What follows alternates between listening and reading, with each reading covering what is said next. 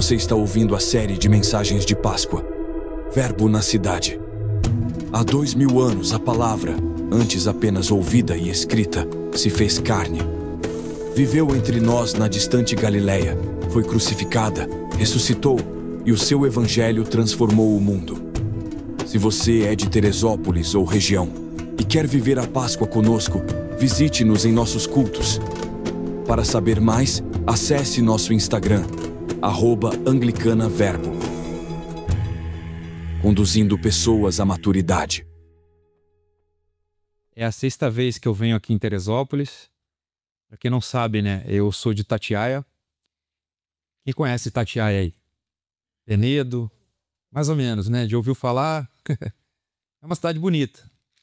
Mas Teresópolis também é lindo. Eu ando dizendo que aqui já é a minha segunda casa, né? Então é uma honra para mim estar aqui com vocês e poder dividir essa palavra que eu vim preparando, que o Senhor colocou no meu coração.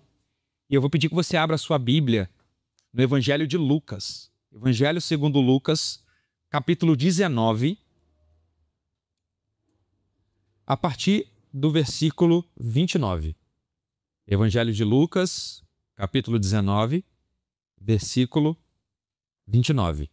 A gente vai falar sobre a entrada triunfal de Jesus em Jerusalém. E esse vai ser o ponto de partida da nossa palavra hoje. A palavra de Deus diz assim: quando se aproximavam de Betfagé e Betânia, junto ao Monte das Oliveiras, enviou 2 discípulos, recomendando-lhes: ide à aldeia que está à frente. Ao entrar, encontrareis um jumentinho amarrado, no qual até agora ninguém montou. Desamarrai-o e trazei-o. Se alguém vos perguntar por que o desamarrais, dizei-lhe que o Senhor necessita dele. Os enviados foram e o encontraram como lhes havia dito. Enquanto o desamarravam, os donos lhe disseram: por que desamarrais o jumentinho? Responderam: porque o Senhor precisa dele. Levaram-no a Jesus, puseram seus paramentos sobre o jumentinho e o fizeram montar. Enquanto avançava, a multidão forrava o caminho com os seus mantos. Quando se aproximavam da encosta do Monte das Oliveiras, os discípulos, em massa, começaram a louvar a Deus em voz alta por todos os milagres que haviam presenciado. Diziam: bendito que vem como rei em nome do Senhor, paz no céu, glória ao Altíssimo. Alguns fariseus da multidão lhe disseram: mestre, repreende teus discípulos. Replicou: digo-vos, se estes se calarem, as pedras gritarão.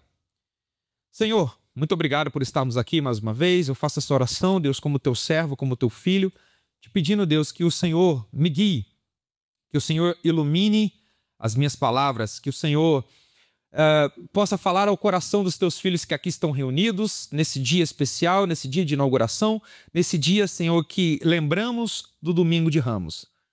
Muito obrigado, Deus, por estarmos aqui e termos o privilégio de ouvir a tua palavra. Em nome de Jesus, amém. Podem sentar, irmãos. Bom, vocês receberam ramos aí quando vocês entraram, quando vocês chegaram. Estou vendo aí os raminhos, eu estava com o meu ali atrás também. Nós enfeitamos, né, esse lugar que hoje é a igreja com os ramos para nos lembrar do Domingo de Ramos. É uma tradição que os cristãos de todo mundo, de diversas tradições, diversas confissões, diversos estilos, relembram todos os anos na semana que antecede a Paixão de Cristo. Na verdade, a Semana Santa começa hoje, né? Se a gente for colocar, se a gente for seguir a tradição. Então vocês estão com ramos aí, nós estamos com ramos aqui para lembrar do que os discípulos fizeram quando Jesus montou naquele jumentinho e adentrou a cidade de Jerusalém. E eu acho muito curioso que eu faço, na verdade, esse texto que está em todos os 4 evangelhos. Se você ler em Mateus, você encontra essa situação da entrada de Jesus em Jerusalém. Você lê Marcos também. A gente leu em Lucas e em João também.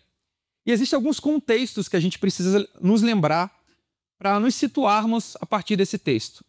Um deles é que Jesus, antes de ir para Jerusalém, ele estava em Betânia. Betânia era a cidade de Lázaro. Quem se lembra aí de Lázaro, amigo de Jesus, que morreu? Lázaro tinha duas irmãs, Marta e Maria. Em textos muito famosos na Bíblia que contam a história desses três irmãos. E Jesus estava ali em Betânia e estava se preparando para entrar em Jerusalém. Jerusalém era a capital de Israel na época. Jerusalém é a cidade santa. A primeira menção que temos de Jerusalém, alguns estudiosos dizem, né, que é Salém. Quando a gente volta lá no Antigo Testamento, quando Melquisedeque se apresenta a Abraão. Essa mesma cidade, essa mesma região, né, algumas pessoas discordam que era a mesma cidade, outros concordam. Ela foi conquistada pelos hebreus na época de Davi. E ali Deus ordenou que fosse uma cidade santa, né? Esse vai ser o lugar em que eu vou falar com vocês.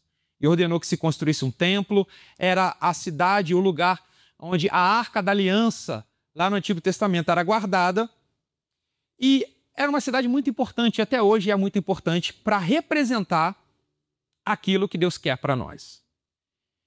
E eu fiz uma pesquisa enquanto preparava esse sermão, e eu descobri que Betânia ficava a 3 quilômetros de Jerusalém. Perto, né? Relativamente perto. Quem consegue fazer uma caminhada de 3 quilômetros aí sem cansar? Eu de vez em quando eu gosto de fazer umas caminhadas longas, né? E 3 quilômetros passa a ser perto quando você começa a caminhar 10, 15 quilômetros. Então era uma caminhada relativamente curta de Betânia para Jerusalém. E algumas coisas que os irmãos precisam observar é o seguinte. Jerusalém, naquela época, ela estava sob o governo do Império Romano. Os hebreus, desde o início da sua história, sempre estavam padecendo na mão de outras nações. A gente tem, lá no Antigo Testamento, né, a partir de Gênesis, ali a gente já começa a ver o povo indo para o Egito para viver cativo, futuramente na Babilônia. E nós temos, nesse contexto aqui, o povo de Israel sob um jugo político e religioso, porque os romanos estavam ali e eles governavam, né? Permitiam que os hebreus mantivessem a sua cultura, principalmente religiosa, mas o povo desejava ser liberto do jugo romano.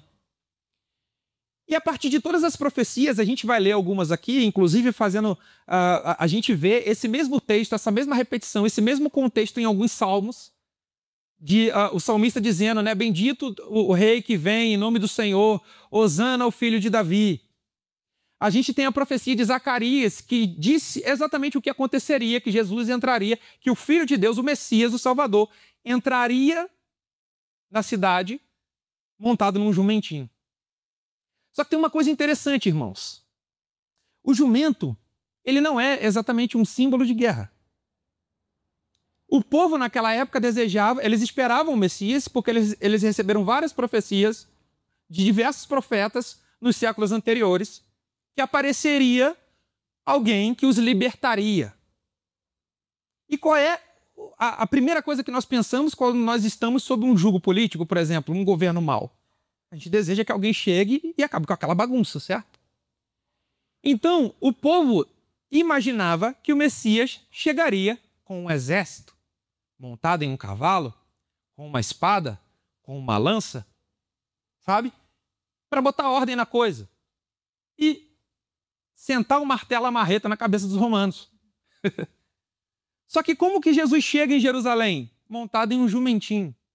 Enquanto o cavalo, um símbolo de guerra, e era costume de diversas nações que quando aquela nação ganhava uma guerra, o rei entrava na cidade, na capital, como Jerusalém era, montado em um cavalo para dizer, nós vencemos. Só que Jesus, ele monta em um jumentinho, em um burrinho, algumas traduções falam, no filho de uma jumenta. Por quê? O jumentinho era um símbolo de paz. E o Gabriel acabou não falando aqui, mas eu já vou dizer, né, um spoiler, eu estou começando hoje uma série de mensagens que vão ser pregadas aqui ao longo das próximas semanas, falando justamente sobre quebra de expectativa. Jesus, em todo o seu ministério, ele mostra para os seus discípulos, para as pessoas que acompanhavam ele, que ele não estava ali para fazer o que as pessoas esperavam que ele fizesse. Jesus é especialista em quebrar expectativas. Os hebreus, os judeus, esperavam um rei que chegasse para guerrear e botar a ordem nas coisas. Só que Jesus, ele não nasce em palácio. Ele nasce em um estábulo. Não tinha nem aonde Maria, né, quando esteve para dar à luz, não tinha nem aonde ficar. Jesus nasce humilde, em Belém, de uma família humilde, filho de um carpinteiro e de uma virgem, de uma moça. Jesus cresce como um pobre, alguém da ralé. Isso já é uma quebra de expectativa muito grande. Você espera um ungido, né? Para quem não sabe, Cristo significa ungido. Você espera um Messias, um Salvador, que venha sobre um cavalo de guerra. Alguém que nasce. Porque as pessoas associavam muito a Davi, que foi um homem de guerra, que foi o homem que governou sobre Israel. Mas Jesus ele vem para mostrar que não é desse jeito. Eu vou fazer de um outro jeito. Então, esse contexto do Evangelho de Lucas que a gente lê, a gente já percebe uma quebra de expectativa muito grande. As pessoas esperando alguém que entrasse na cidade como um homem de guerra. E Jesus entra com um jumentinho para mostrar que o trabalho dele é outro. O jumentinho é um símbolo de paz, é um símbolo de humildade. E uma coisa interessante que eu quero ler com vocês aqui, lá no Salmo 118, tem uns versículos muito interessantes que dizem assim, ó, do 26 ao 27, da parte B do 27, diz assim: Bendito em nome do Senhor aquele que vem, nós vos abençoamos desde a casa do Senhor. O Senhor é Deus, Ele nos ilumina. Ordenai uma procissão com ramos até os ângulos do altar. Olha só que interessante, né? O que aconteceu lá, séculos depois, estava escrito no Salmo. Quando a gente lê Zacarias, como eu falei com vocês, a profecia era exatamente essa.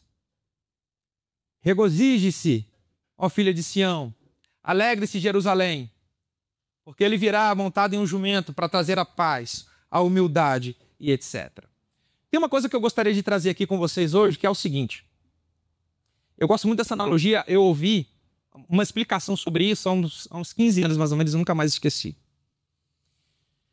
Nós sabemos que a história do mundo, a partir da narrativa bíblica, nos conta que Deus criou os céus e a terra. Todo mundo conhece essa história, né? Até aqueles que não são cristãos, pessoas de todas as religiões conhecem essa narrativa. Deus criou o mundo em 6 dias, no 7º descansou, depois ele criou o homem. Colocou o homem onde? Quem se lembra aí? Num jardim. O jardim, ele representa, irmãos, um lugar de paz, um lugar de comunhão, um lugar onde o pecado não habita. E o homem vivia ali em comunhão com Deus, até o momento em que ele pecou. Nós temos os símbolos que nos dizem o fruto. Algumas pessoas associam a maçã, que Deus foi o que comesse. A serpente chegou e tentou o homem e a mulher, e eles pecaram e foram expulsos do jardim. Então, do jardim significa a quebra da comunhão com Deus. O homem começou a viver uma vida de sofrimento porque ele foi expulso do jardim. Eu não sei vocês, mas eu adoro a vida com a natureza, né? Eu moro hoje num rancho, num sítio, eu adoro lidar com planta, com bicho. Eu acho que eu gostaria de morar num jardim, sabe? Só que eu não sei se eu conseguiria me livrar das facilidades da cidade, né? Eu brinco com isso, né? Quem sonha em ir para o mato, viver isolado e etc., vai desistir isso na primeira dor de dente. Quando lembrar que não tem um dentista para recorrer ali no meio do mato, vai querer voltar para a cidade rapidinho. E uma outra coisa interessante, ainda no livro de Gênesis, nos primeiros capítulos, a gente tem o relato da primeira cidade. Alguém se lembra quem fundou a primeira cidade? Caim. Aquele que matou o seu irmão. Um fratricida. Uma palavra diferente, né? Quem mata o irmão é um fratricida. E a primeira cidade, que é relatada na Bíblia, ela foi fundada justamente por Caim num contexto de desobediência. Quando ele matou o seu irmão, Deus colocou uma testa nele, falou que protegeria ele apesar de tudo, e ordenou que ele andasse errante pela terra. Caim foi, tomou uma esposa, que é inclusive um assunto que Faz muita gente ter... Como assim, né? O Caim tinha esposa? Aonde que ele arrumou essa esposa? Quem era essa esposa, né? É uma coisa que a gente precisa de muito tempo para debater. Ele arrumou uma esposa e fundou uma cidade. É o contexto de desobediência, porque Deus ordenou que ele andasse errante pela terra. Ele andasse solto. Ele foi lá e fundou uma cidade. Então a primeira cidade que nós temos relato na Bíblia, ela foi fundada num contexto de desobediência. Então o primeiro urbanista, Caim, ele fundou uma cidade desobedecendo o Senhor. E é muito interessante porque ainda em Gênesis e depois nos livros posteriores, a gente tem a cidade como um símbolo de pecado, um símbolo de impureza. A gente tem, por exemplo, Sodoma e Gomorra, que foram cidades que foram castigadas por Deus por conta do seu pecado. O nível de pecado das cidades de Sodoma e Gomorra chegaram a um ponto tão forte, tão intenso, tão escabroso, que Deus destruiu aquelas cidades. Não antes de livrar aquelas pessoas que ele considerava justas. A gente tem no mesmo livro Babel, com a famosa Torre de Babel, onde os homens começaram a fundar uma torre e disseram: nós vamos erguer essa torre e nos elevar a um lugar muito altíssimo. E a narrativa diz que Deus desceu para olhar aquela obra que eles estavam fazendo e falou: esses homens falam a mesma língua, vamos confundir a língua deles. É uma simbologia muito forte que mostra que Deus se opõe à soberba, ao poder. O homem, quando quer se elevar acima dos outros. E muita gente não sabe, mas Babel ele tem uma associação muito direta com Babilônia. Dizem que é a mesma cidade, a mesma região também. A palavra ela tem a mesma origem. Babilônia é um grande símbolo de uma cidade também que não deu certo. Uma cidade onde o pecado reinava, onde os governos eram corruptos, onde havia muita idolatria, onde havia muita impureza.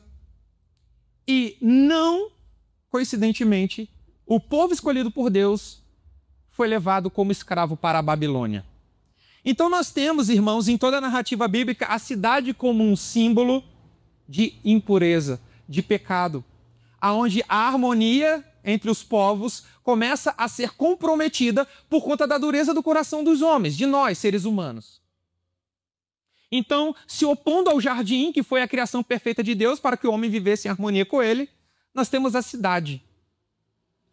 Mas, na opinião dos irmãos, todas as cidades são pecaminosas? Acredito que todo mundo diz que unanimemente, né? Mas todas as cidades são ruins?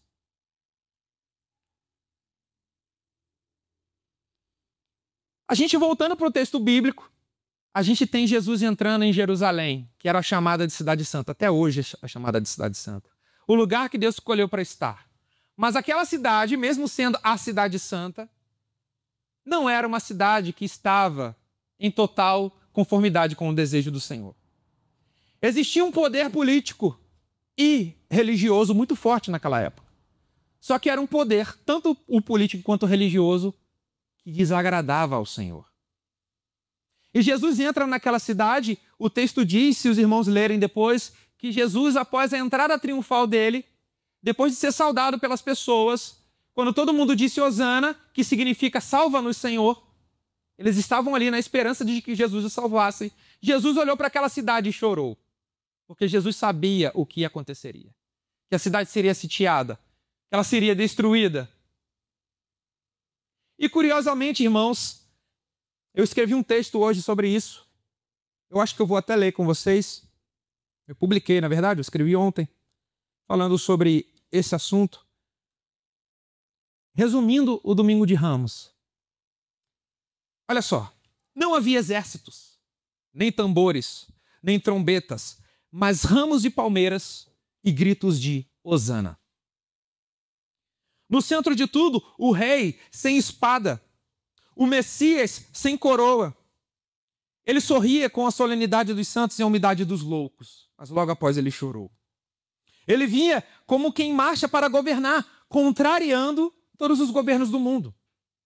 Ali vemos a única procissão da história em que o vitorioso segue ao encontro da morte. Uma semana depois, isso aqui não é o texto, eu falando. Uma semana depois, o mesmo povo que gritou Hosana, que saudou Jesus, que jogou os seus mantos ali para que Jesus passasse com o burrinho, gritaria para ele: solte Barrabás, crucifica Jesus. Mas lá vai aquele que não precisa de pompa para mostrar o seu poder. A glória estava adornada com simplicidade e os olhos que brilhavam de alegria eram os mesmos que dias depois contemplariam a vergonha. O Verbo encarnado entrou na cidade montado em um burrinho. Essa é a história do triunfo do Deus que venceu. Então, irmãos, Jesus entra naquela cidade para fazer a sua entrada triunfal.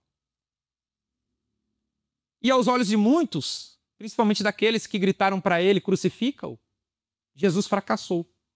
Porque a expectativa daquele povo era: nossa, ele vai vir, vai guerrear.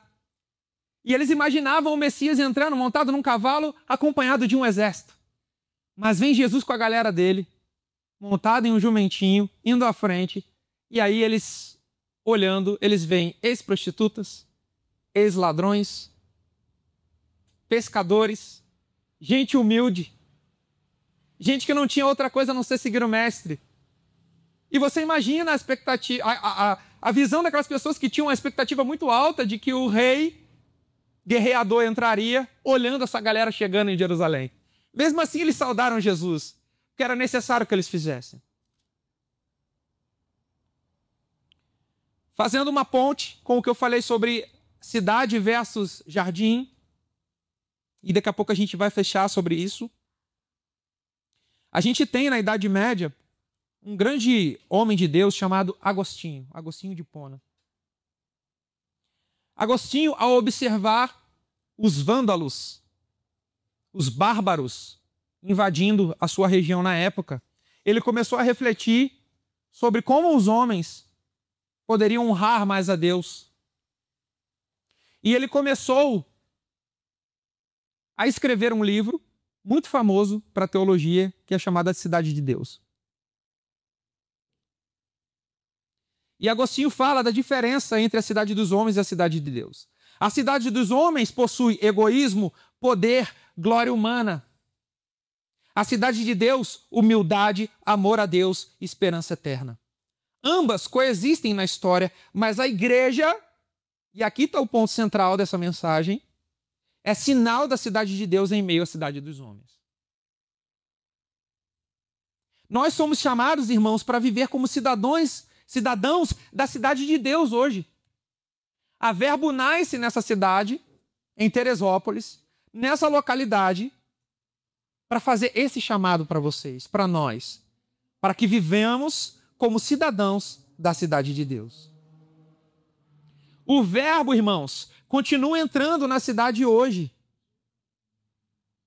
E essa igreja é sinal disso.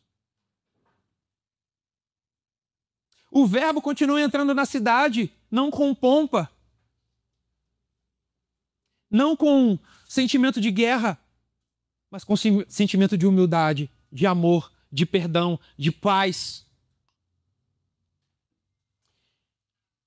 E eu fiz uma anotação aqui muito interessante que diz o seguinte: a entrada de Jesus em Jerusalém manifesta a vinda do reino que o rei Messias, acolhido em sua cidade pelas crianças e pelos humildes de coração, vai realizar por meio da Páscoa de sua morte e ressurreição.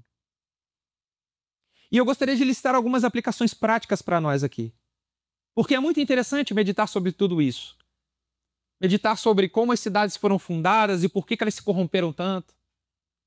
Meditar sobre o porquê que Agostinho escreveu um livro que falava da cidade de Deus e a cidade dos homens.